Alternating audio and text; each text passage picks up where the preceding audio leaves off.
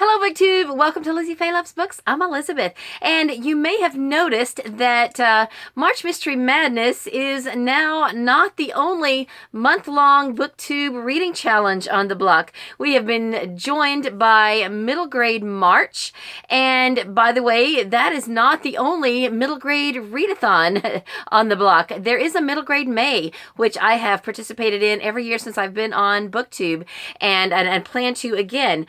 So be looking for that in May.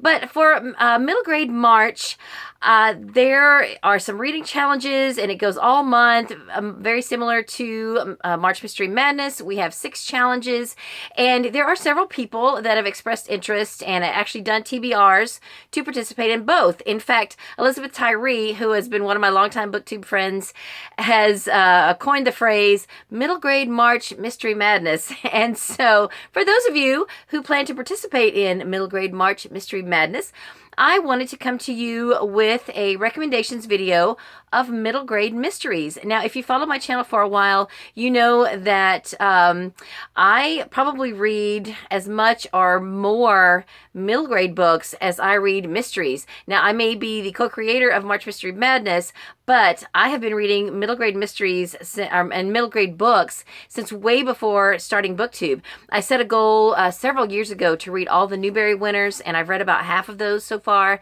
And then when my kids, both my daughters are now in high school, but when they were in middle school, I started reading the Sunshine State Young Reader Award finalists, which is basically the recommended reading list for Florida middle schoolers. And though that list is put together by the Florida for Media and Education, which is basically the school librarians in Florida. They put together a list every year for 3rd to 5th grade and 6th to 8th grade, and then also for high schoolers called Florida Teen Reads. So I got started reading the Sunshine State books a few years ago, and I've continued to read those this year because now that I don't have a daughter in middle school, I'm going to be a bigger part of planning the book bowl at Katie's former middle school, writing some questions, and just, you know, being in on that. So anyway, throughout all of my middle grade reading, I have read quite a few middle grade mysteries, and I wanted to recommend a few. I already had a couple on my TBR for March Mystery Madness before I ever knew about Middle Grade March, and so I'll show you those as well. But let me just first pay homage to, of course, probably the most classic of middle grade mysteries, and that would have to be Nancy Drew. I read these as a kid. I don't know from what age to what age, but I remember reading a lot of them. I think when I was reading them, they were maybe around 90 of them, and this is the very first one, Secret of the Old Clock. Now they have continued to keep coming out with more and more that are more updated and modern. This is number 168, the bike tour mystery. On the pathways of Ireland, the danger is all downhill. So we still have Nancy, Bess, and George, and probably Helen, but Nancy, Bess, and George apparently are on a bike tour in Ireland. In this story, I picked this up at a book sale recently for our little free library. I have not read it. So if you have never read a Nancy Drew, this is really where you have to start, I think. Now, I have to mention the Hardy Boys. Now, I don't think I ever read a Hardy Boys mystery. I tried reading one, and I don't think I ever finished it back when I was reading Nancy Drew as a kid. But I did watch the TV show.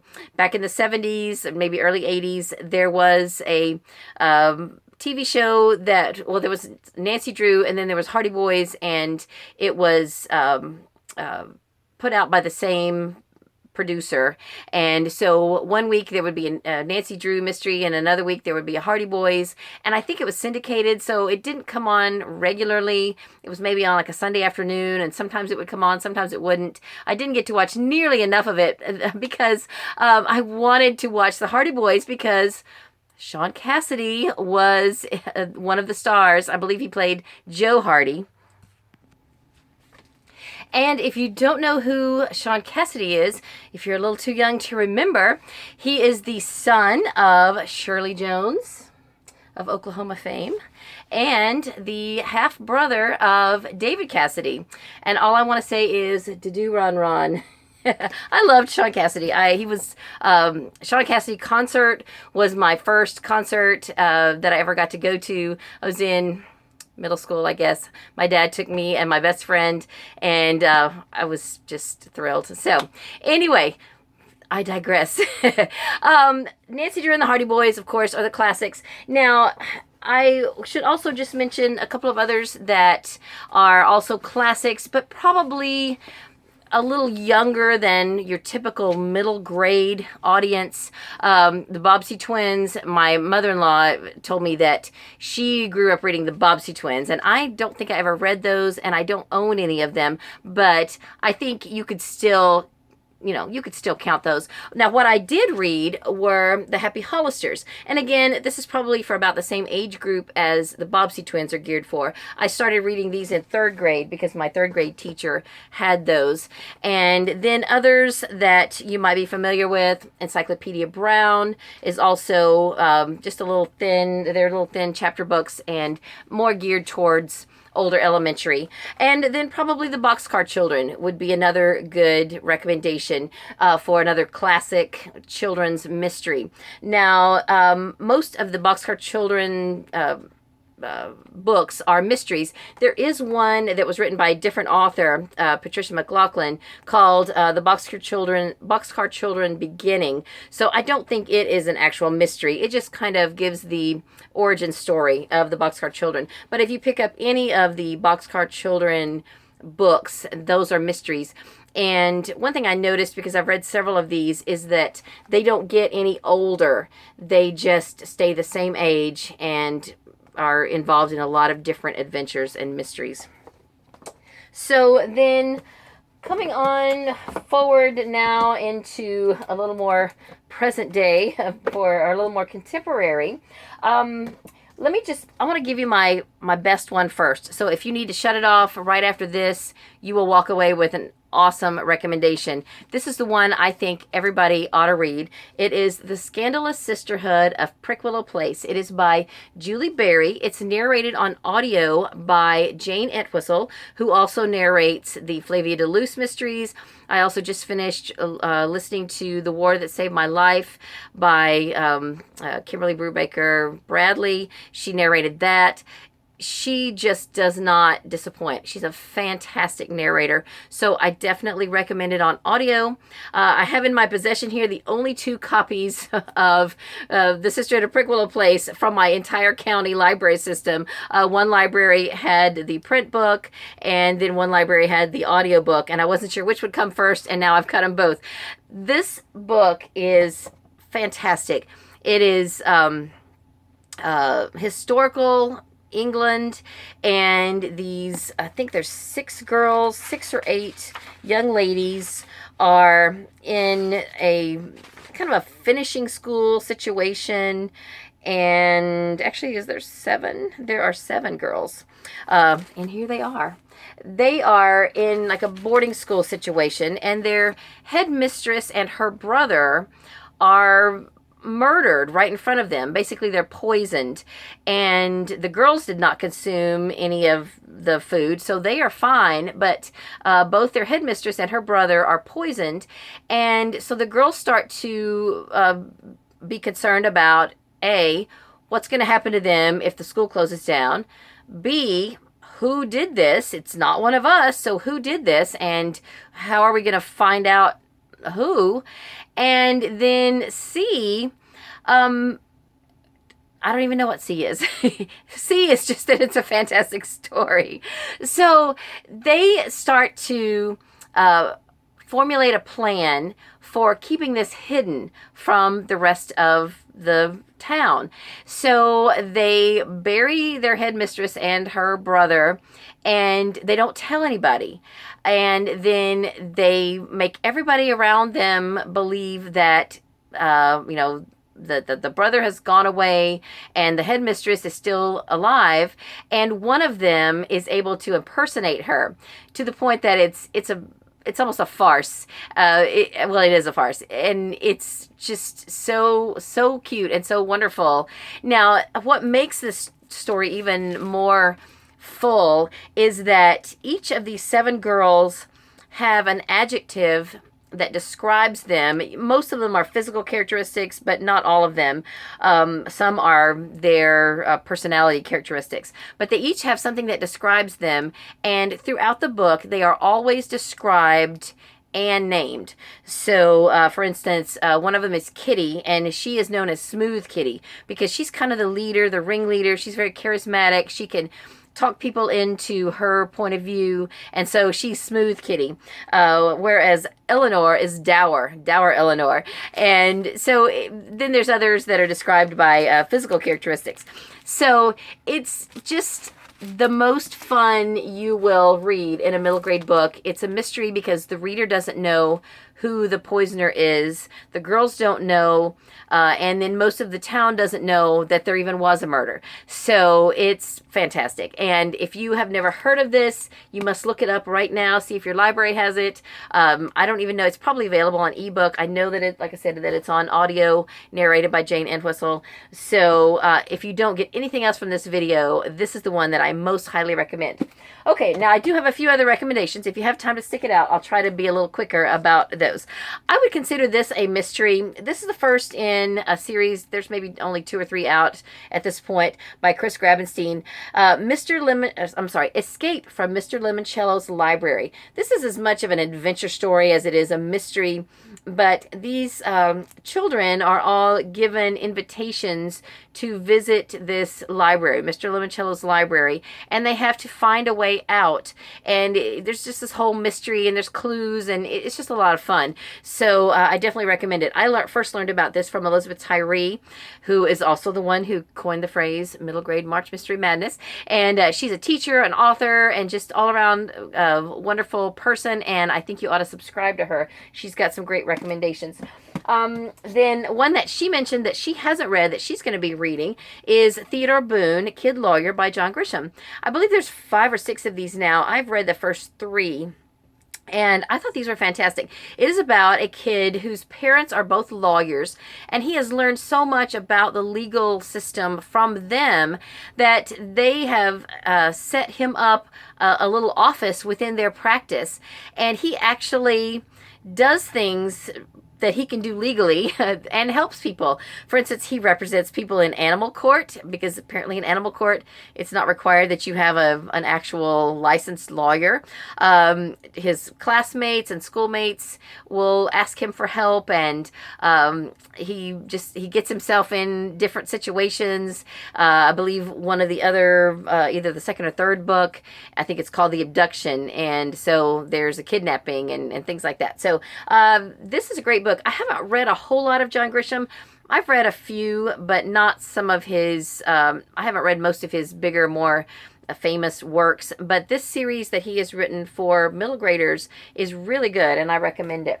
Then another series that I've only read the first one, and I have the second one to read, hopefully for March Mystery Madness, is the Moe and Dale Mysteries by Sheila Turnage. The first book is 3 Times Lucky, and Moe, Moses LeBeau, she goes by Moe, she is probably one of my favorite literary kid characters.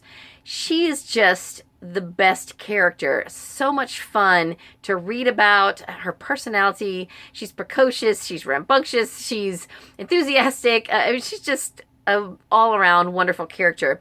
And then her friend Dale, they are there's an underlying mystery that goes throughout. At least it wasn't solved in the first book. So, and that is about something to do with Moe's parentage, or biological parentage. But there are and is mysteries that happen within the story that are solved. And so I'm assuming then that in the next book, The Ghosts of Tupelo Landing, there will be more mysteries to solve, and we may or may not yet learn the details of Moe's biological parents, but I'm hoping that at some point in the series we will learn that. So I'm really looking forward to this. I definitely recommend this, and if this one is as good as this one, then you got to read them both. And there's a third one out now. I cannot remember the name. Let's see. The Odds of Getting Even is the third book. I don't know if any more have come out since then, but this is the Moe and Dale Mystery Series by Sheila Turnage. then if you are interested at all in reading more of a inspirational Christian-based mystery, I thought of this one because Elizabeth Tyree mentioned one series that she found called the Mandy series, and I have this book that is part of a series that this is the only one I've read, but my mother-in-law gave this to Katie, and I don't think she ever read it, and so I ended up reading it. It is from the Elizabeth Bryan mystery series, and it says on the back that it's geared towards ages 8 to 12. The reading level is grade 6. It's called The Secret in the Old Book. It is book 6 in the Elizabeth Bryan Mysteries by Vicki Berger Irwin. And I would say that if I had to sum this up, I would say this is like a Christian Nancy Drew. So if that interests you, then you might look up the Elizabeth Bryan Mysteries. Okay, then a couple that I am planning to read. This one for sure this month, because this is one of the Sunshine State books for this school year that I haven't read. It's called Framed, and it is the first in the Toast mystery series by James Ponti. And Toast is an acronym, T-O-A-S-T. Let's see if I can tell you what it stands for. Theory of All Small Things is what Toast stands for. So I don't know anything about this, but this is one middle grade mystery that I have saved for March. Now, one other middle grade book that I think could be counted as a mystery that I have not read, but my daughter Katie would recommend this to you. She read this a few years ago. I just asked her about it the other day, and she said, I remember liking it, but I don't remember anything about it. So it's called Runaway Twin by Peg Carrot, and it is it's about a girl who longs to be reunited with her twin sister, and she's only got an old photograph that was taken a few days before they were separated at age 3. And so now they are probably, you know, a 12-ish, and one is looking for the other. So Katie said at the time that she read this, she said, this is really good, Mom. And we got this, it's a Scholastic book. We got it at Book Fair one year, and I need to read this. I don't know if I'll get to it in March, but it sounds like a really good mystery that at least has my daughter's recommendation. Okay, then one other series that I'm just going to mention. It's technically not a middle grade series. I believe it is cataloged as an adult series, but it has a middle grade aged protagonist, and that is the Flavia de Luce mysteries. The first one is The Sweetness at the Bottom of the Pie, which I don't own. I just happen to have this audiobook I got at a book sale a while back, called I Am Half Sick of Shadows. This is book 4, and this is a Christmas themed book. So maybe if I can get to the other, I've read the first one twice, and so if I can get to book 2 and 3, then I could read this one at Christmas time. Although I may not get to them this year. I was just going through my list of cozy mysteries that I want to read this year and kind of prioritizing. So I don't know if I'll get to this series again this year, but the Flavia de Luce mysteries are fantastic. Leslie from Words of a Reader mentioned them in her March Mystery Madness announcement video, and she's read, I think, most of them and is ready for the new one that's about to come out. So on audio, they are narrated by Jane Entwistle, which I already mentioned. She narrated The Prickwillow Place, and she's a fantastic narrator. So I think that this would definitely count for March Mystery Madness and for middle grade March, just because the protagonist is a middle grader. You could get away with that. So anyway, that the Flavia de Luce mysteries are by Alan Bradley. So I guess that is it. That's all I have in my stack. I think there was a couple of others that I was thinking of that I wanted to recommend that I don't have on my shelves.